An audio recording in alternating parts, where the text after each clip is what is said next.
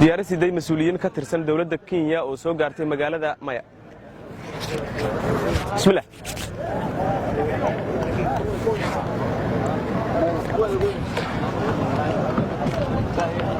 Okay. diyaarad siday mas'uuliyiin ka tirsan dawladda Kenya ayaa soo gaartay garoonkan diyaaradaha ee magaalada Kismaayo si ay uga qayb galaan caleemasaarka madaxweynaha la doortay ee Jubbaland Axmed Maxamed Islaam. markii diyaaraddu soo degtay wafdiga waxaa hogaaminayay gudoomiyaha baarlamaanka waa Maya ninkaas waa dhibay magaciisa gudoomiyaha aqlabiyadda baarlamaanka Kenya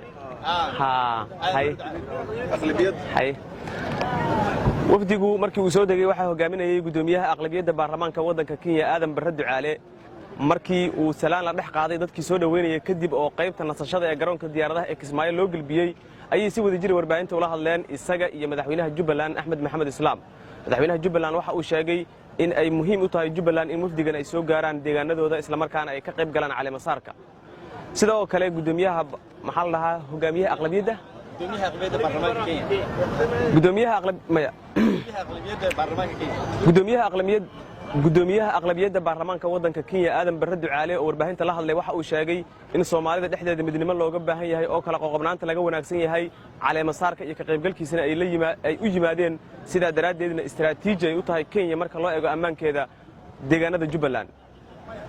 Cali Aadan Muumin Goobjoog Muqdisho Kismaayo ku celi Cali Aadan Muumin Goobjoog Kismaayo